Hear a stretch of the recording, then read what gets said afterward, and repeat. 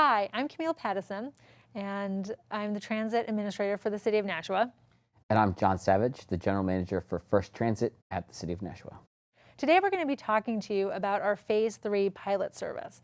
This is the pilot service that we are currently doing to test out new bus routes that we developed.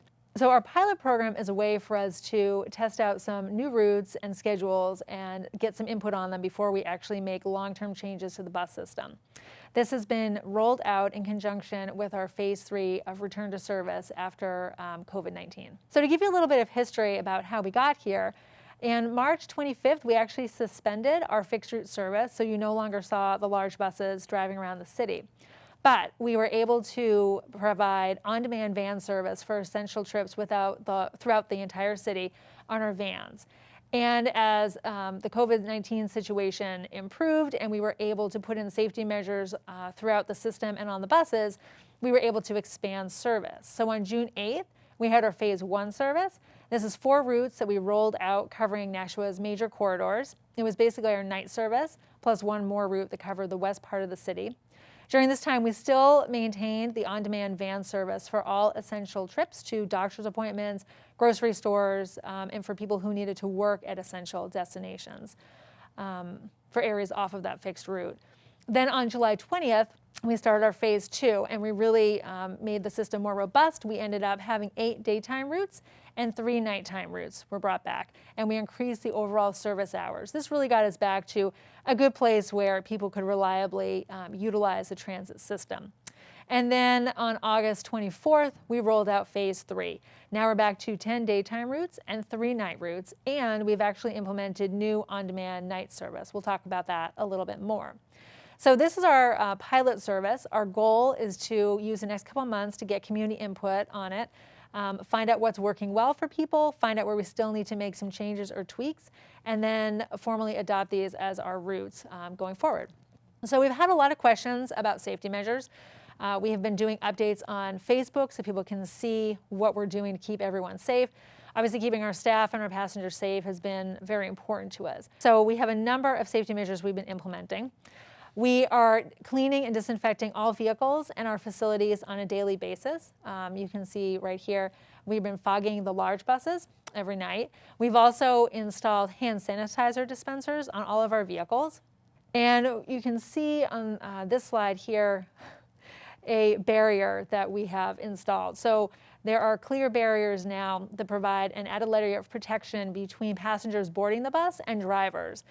Those took us a couple months to manufacture and install, but those are up, and that's keeping everything safe and secure. And we've also added signage to all of the seats, so we're doing that to help people socially distance. So there's enough spacing that people should be able to maintain approximately 6 feet on the vehicles. So we're doing the physical distancing. Also, when you're at our facilities or waiting for the bus, if you can be aware and try to maintain those 6 feet, that helps everyone stay safe. We are asking that you do not ride the bus system if you feel ill. If you have any symptoms that could be related to COVID-19, just please wait till the next day or when you're feeling better to ride. Our buses do have reduced capacity, so we are doing our best to encourage the social distancing.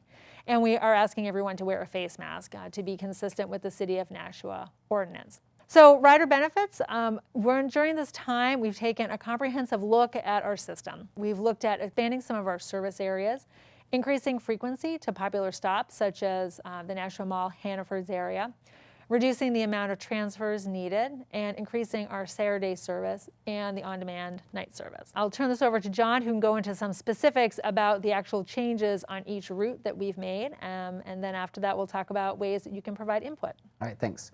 So we have our pilot routes here listed.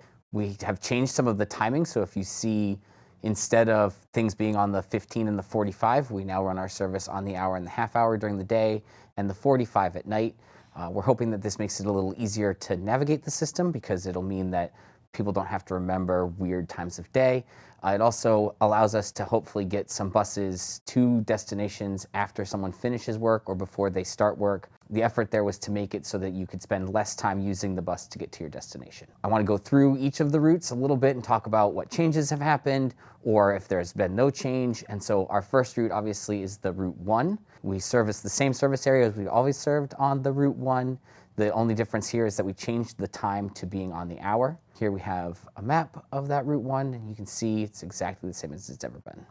Moving forward, we have the Route 2, and this actually has new routing for the Route 2. We wanted to expand our service a little bit and change some of the ways that we do things, and so that meant that we had to make some reductions in length at other places. So the first area that you'll notice there's a change is when you leave downtown, you'll go to Manchester and Sargent Ave, so that's a pretty big savings for time.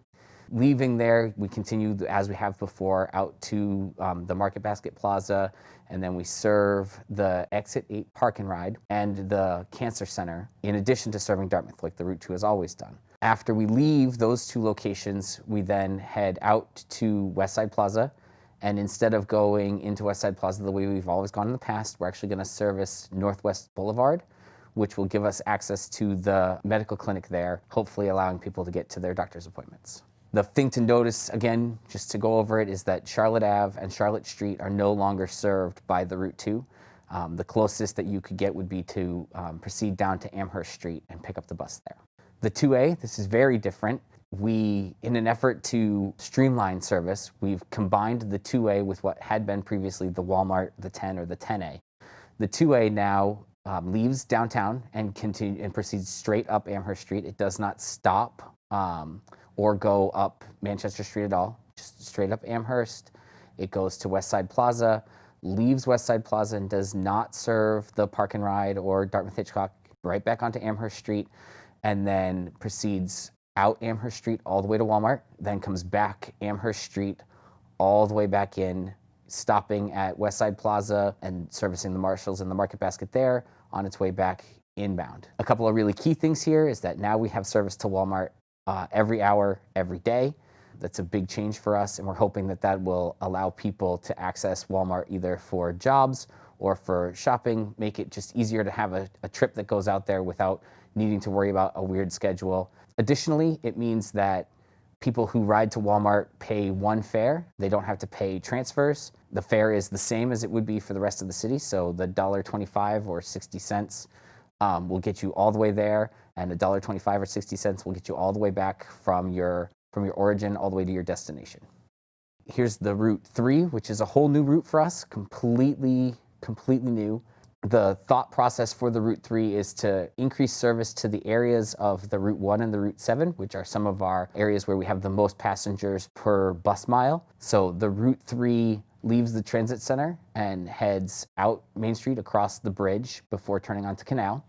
It proceeds up Canal Street all the way almost to the Hudson Bridges and transfers over on East Street. So that gives us buses in the letter streets, which we haven't had in a very long time, across the letter streets and heading over to Arlington, serving from Arlington on essentially the same area that the 7 serves. So proceeding on from Arlington to Burke and then into the Shaw's Plaza. This is actually going to increase our frequency over to the Shaw's Plaza to every half hour, so that folks who are shopping at Shaw's can get there quickly and then get back to the transit center quickly and connect to other buses. Leaving the Shaw's, like I just said, we proceed on to the transit center. This route runs opposite both the 1 and the 7, so it gives us a way to get around to those areas every half hour. All right, so the Route 5, the major change here was just that it now departs on the half hour. Another important thing to know is that the Route 5 does not run on Saturdays anymore.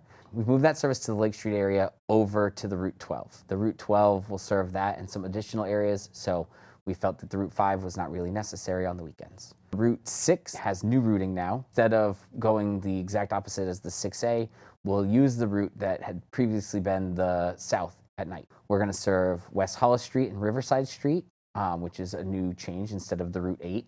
We're going to serve the Nashua YMCA the way that the Route 8 would have, which is on call. So if you'd like to go to the YMCA, you can get on the Route 6 and let the driver know that you're headed to the Y, and they will bring you there in the mornings. That's only weekday mornings. When you're ready to come back from the Y, you would call the dispatcher and let them know, and they'll come to the bus will come to the Y and pick you up. We now service Northeastern Boulevard, which is not something we did previously with the 6, and we changed our routing through the parking lot so that we can also service the Barnes & Noble. A couple of other things to notice is that we now do not go outbound on Main Street. We go outbound out West Hollis Street instead.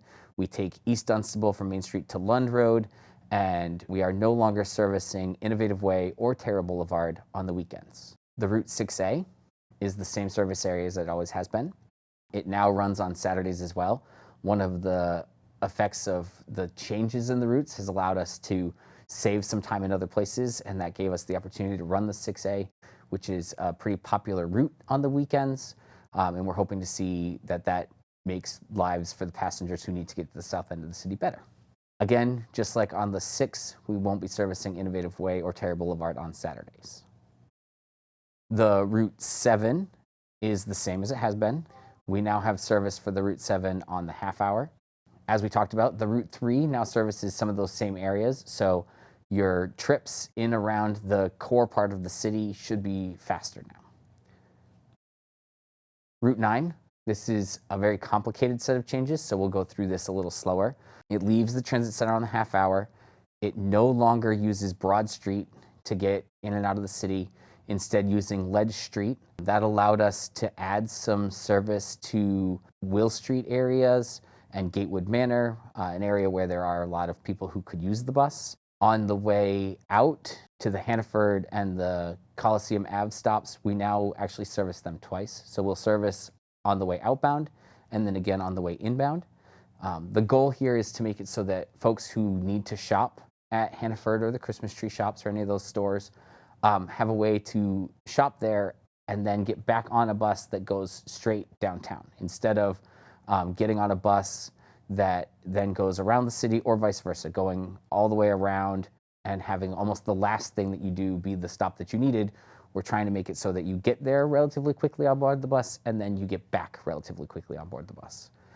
A couple of other changes to notice is that we don't service Clock Tower the way that we have in the past. We're not going to go through Clock Tower anymore. Instead, there's a stop right around the corner from Clock Tower, kind of on the oval near the old courthouse, and that stop will be served by multiple buses. So we actually increase our service to the Clock Tower apartments, even though we don't service them directly through their own parking lot. Like I talked about before, we don't serve Amherst to Broad Street on the Route 9 anymore. We have other buses that serve those areas pretty well. The Route 12, another brand new route, similar to the Route 3. This route did not exist before phase 2 of our service. We started this route and we called it the West initially because we were running 3 night service routes and 1 new route, this Route 12. The goal here was to provide service to the western part of the city of Nashua, to serve those areas that had been covered by the Route 5, the Route 4, the Route 8. Primarily, this is now the Routes 4 and 8, which is why we called it the 12, because 4 plus 8 equals 12, obviously. Some key things to note about this one is that it leaves on the hour instead of on the half hour, so it's half hour off from the Route 5.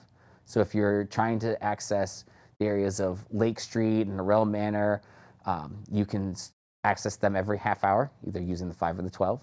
Then the Route 12 continues on and goes Harris Road out to Conant, the way that the Route 4 would have previously. Instead of serving all the way down to Captain's Corners, it will come back up across Conant Road to Main Dunstable, Northeastern Boulevard. We are going to serve Riverside Street, but not all the way to the transit garage. Inbound, we first go out to Jadon's. The Route 12 will be our bus to serve that end of West Hollis Street, so we'll go all the way out to Jadon's. And then coming back in, we will once again hit Gatewood Manor. This gives the folks at Gatewood a nice quick trip back down to the transit center along Ledge Street, and we will also be servicing Whipple Street and DHHS using the Route 12. It's a pretty complete redrawing of the routes 8 and 4 just laid over each other. The night service is now going to be at 45 past the hour, just like it has been in the past. That allowed us to get the buses to primary work locations after the hour. When we looked at having night service run on the half hour, that caused some challenges there, and we didn't like the way that laid down. This north route is the same as it has been in the past. It has the same hours as it always has. So this is pretty straight ahead. If you use the north route, you know what's going on. The one thing to notice is if you do use the north route to get to the park and ride, we no longer go up into the park and ride parking lot. We stop at the bottom of the hill. The central route has new routing. Similar to the Route 9, we've redirected this to avoid some of Amherst Street and Broad Street because we have decent service there. The central route will now serve Lake Street, which it hasn't before, and will serve Marketplace Plaza. Other things just to notice is that if you were on Amherst Street and you previously had some choices between the central and the north, now if you're trying to get back out onto Amherst Street, your only bus is the north. South route, again, pretty easy here. It's the same service area as it always has been. There's not really any changes except how we come into the Royal Ridge Plaza. We'll be able to serve the Barnes & Noble there a little easier. And that gets us over to talking about our new on-demand night service. Benefit of the on-demand night service, you can go anywhere within the city. It's a share ride, origin to destination night service. It is based on availability, and we do encourage reservations. It's first come, first serve. You can do same day or up to a week in advance. And you can call and tell us when and where you'd like to be picked up, and we will pick you up based on availability and bring you directly to your destination. This is a good option if you're trying to travel to areas of the city that are not well serviced by the north, south, or central routes in the evening. So it's available between 7 and 10 p.m., and the fare is $5 each way. All right, so we've talked a little bit about the new routes, and now let's talk about, just to make perfectly clear, which routes have been retired. So the Route 4 was retired. It's been replaced with the Route 12. So we continue to service most all of the areas that the Route 4 serviced before with the Route 12, and as before with the Route 5. The Route 8 has also been retired. That route is serviced in its entirety really by the Routes 12 and the Routes 9. The Routes 10 and 10A, or the Walmart run, have been incorporated into the 2A. So where previously we had a couple of days of service to Walmart, we now have service to Walmart every hour, every day of the week. So as part of this whole pilot effort, we're really seeking public feedback. So we want to hear from you. Do you like the service that we're running now and proposing that would, long-term become the fixed route service? Are there places that you cannot get to? What are the struggles you have? This is what we're looking for. So right now we're doing education outreach through exercises such as this. On September 15th at 3 p.m., we have a Transit Matters meeting. It is outside on the grass adjacent to West Hollis Street in City Hall. If you are watching this after that, our website does have the minutes available from that. We're also doing public hearings and some live question and answers. Future dates to be determined, so you can check out our website. We did one question and answer on Facebook so far, and we'll continue to do one or two more of those. We're also going to be providing paper surveys down at the Transit Center, and we'll also have an avenue for you to complete the survey via text on your phone or online on our website. You can also request a group presentation. So we've had some success doing this with Zoom. We've done a couple of these and people seem interested in them. It's a nice way to get some education and to get some input from folks in a safe way of doing that. Everyone can log on independently via Zoom or in a group setting. Or you can suggest an event. If there's something that you'd like us to come to, we're willing to check it out and get your feedback. So here's avenues to provide us with. There's the online forum. It's contact us forum at rideBigBlue.com. There we will have information on social media, both Facebook and Twitter. You can email us at ntsfeedback@nashuanh.gov, and you can also mail us directly to Comments to Nashua Transit System at 11 Riverside Street. And we're going to continue doing this for the next month or two until we feel like we have a decent amount of feedback and have sufficient outreach. That's our new system. This is, as we said, a pilot program. We are really looking for your feedback. We're trying to come up with ways to improve efficiency and to make your trip easier, make it more convenient for you, make riding the bus less of a hassle. We hope that these routes are working for you, and if they're not, we encourage you to let us know. Additionally, if you have more questions, you can reach out to the dispatcher anytime during normal service. So it's a real big key for us, is our dispatcher will be able to help you step by step. If you're confused, if you don't have your schedule with you, you can simply call 603-880-0100. And all of our materials are also available in Spanish on the website. And if you need additional help, we can help you with that with the dispatch line.